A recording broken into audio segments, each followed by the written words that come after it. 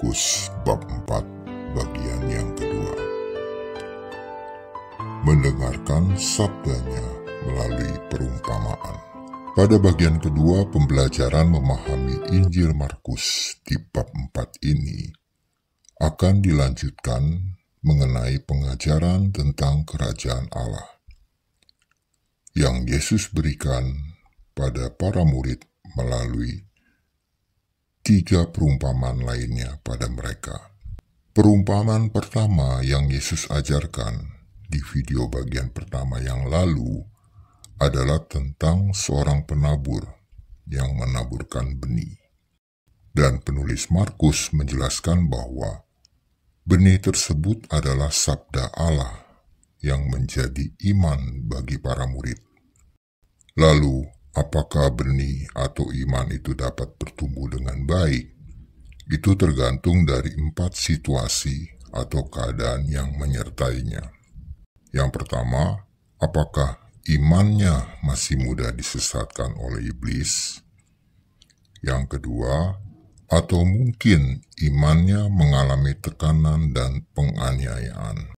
Yang ketiga, atau mungkin imannya masih berjuang untuk mendapatkan uang dan barang-barang duniawi. Maka kelak benih atau iman tersebut tidak akan bertumbuh dengan baik. Dan yang keempat, bila benih atau sabda Allah itu dapat meresap dalam hati dan menjadi pengikutnya yang setia, maka iman tersebut dapat bertumbuh serta berkembang dengan baik. Pertanyaan selanjutnya, bagaimanakah agar sabdanya dapat meresap dalam hati dan menjadi pengikutnya yang setia? Jawabannya ada pada 3 perumpamaan berikutnya yang Yesus berikan pada mereka, yaitu perumpamaan tentang pelita dan ukuran. Lalu Yesus berkata kepada mereka, "Orang membawa pelita bukan supaya ditempatkan di bawah gantang atau di bawah tempat tidur, melainkan supaya ditaruh di atas kaki dian. Sebab tidak ada sesuatu yang tersembunyi yang tidak akan dinyatakan, dan tidak ada sesuatu yang rahasia yang tidak akan tersingkap. Barang siapa mempunyai telinga untuk mendengar, hendaklah ia mendengar." Pada pengajaran ini, Yesus menggunakan beberapa benda sebagai perumpamaan, yaitu pelita dan gantang. Pelita melambangkan sabdanya, dan cahaya dari pelita tersebut maksudnya adalah terang atau pencerahan bagi siapa saja yang mendengar sabdanya. Dan gantang adalah semacam keranjang besar atau bakul untuk barang-barang kering. Bila pelita yang menyala dan bercahaya diletakkan di bawah gantang atau bakul atau di bawah tempat tidur, maka intensitas cahayanya tidak terpancar dengan maksimal. Namun, bila diletakkan di atas kaki dian atau dudukan tempat lilin, maka cahayanya akan menyinari sekitarnya dengan baik. Itulah maksud dari beberapa benda pada perumpamaan tersebut. Dan Yesus pun memberikan penekanan pada perumpamaan ini, yaitu barang siapa mempunyai telinga untuk mendengar, hendaklah ia mendengar. Maksudnya adalah pengajaran-pengajaran yang diberikan ini hendaklah didengar dan disimak dalam hati, yang dalam bahasa Inggris disebut listen, dan bukan hanya sekedar dengar saja, yang dalam bahasa Inggris disebut hear.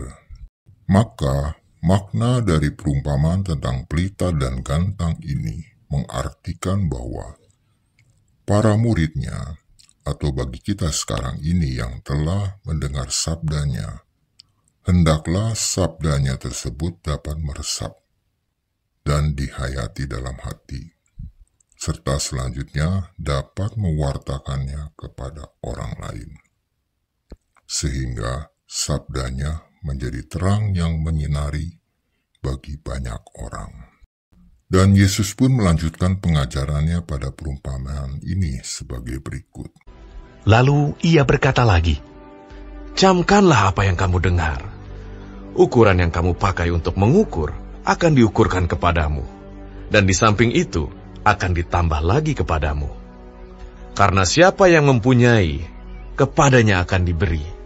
Tetapi siapa yang tidak mempunyai, apapun juga yang ada padanya akan diambil daripadanya. Di sini, Yesus ingin memberikan pesan bagi mereka yang telah dapat menyerap sabdanya dengan baik.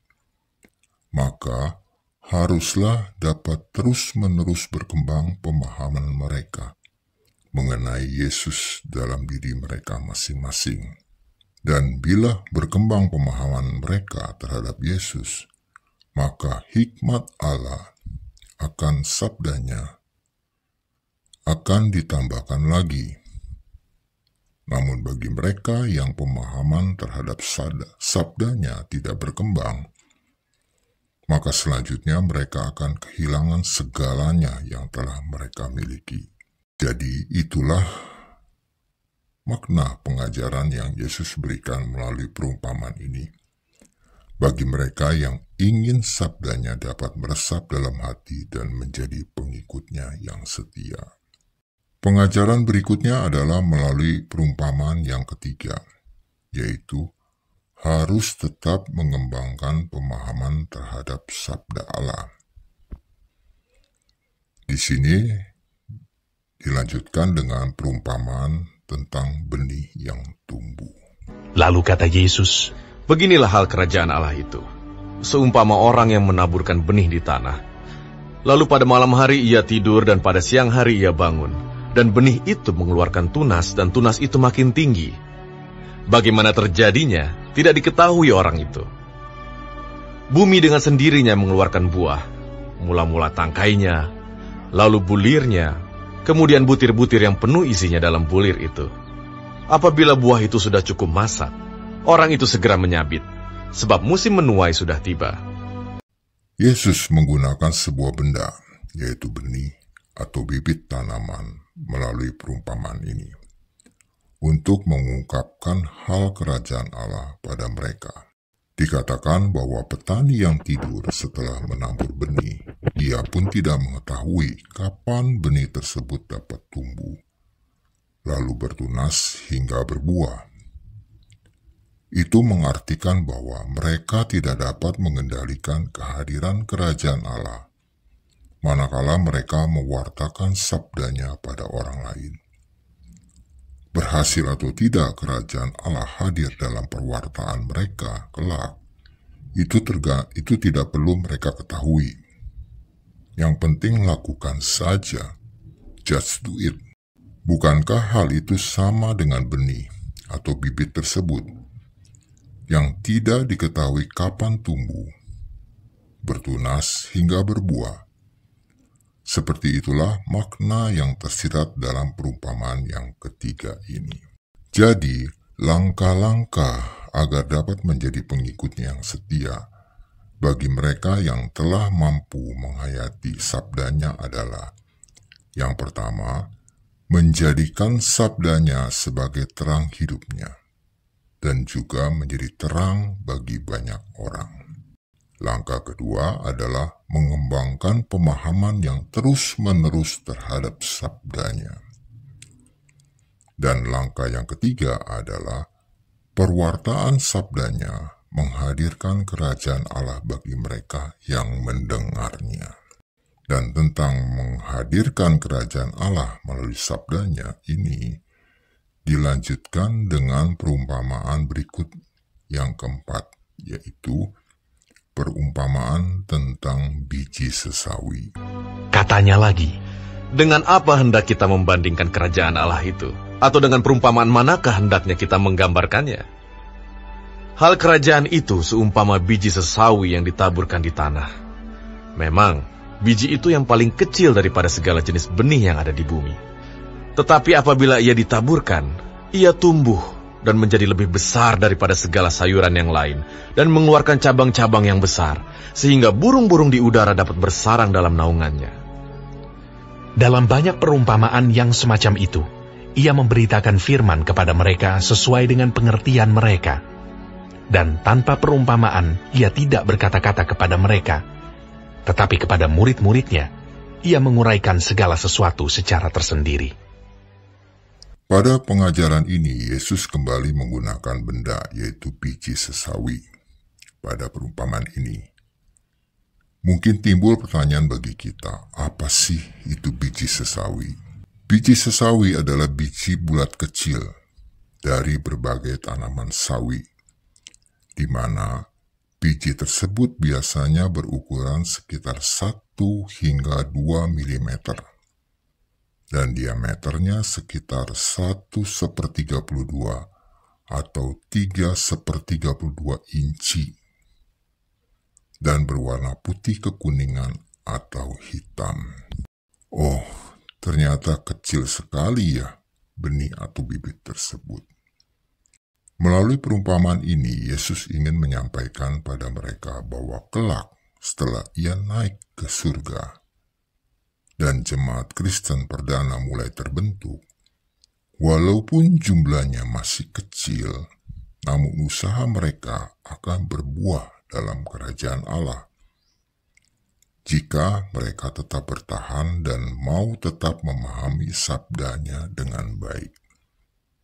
Itulah makna yang terkandung melalui perumpamaan yang keempat dalam pengajarannya ini. Dan pengajaran yang diberikan pada orang-orang tersebut mungkin beberapa di antaranya dapat memahami. Begitu juga pada para muridnya, pasti dapat memahami dengan baik, karena ia mengajarkan segala sesuatu secara tersendiri untuk mereka. Itu bisa kita lihat pada ayat yang ke-34. Dan tampaknya para murid akan siap mengembangkan kemuridan mereka selanjutnya bersama Yesus, serta dapat lebih percaya padanya setelah menyaksikan berbagai peristiwa tentang kuasa Yesus saat menyembuhkan orang sakit, mengusir setan, dan memberi pengajaran secara khusus hal kerajaan Allah pada mereka. Namun, apakah benar demikian?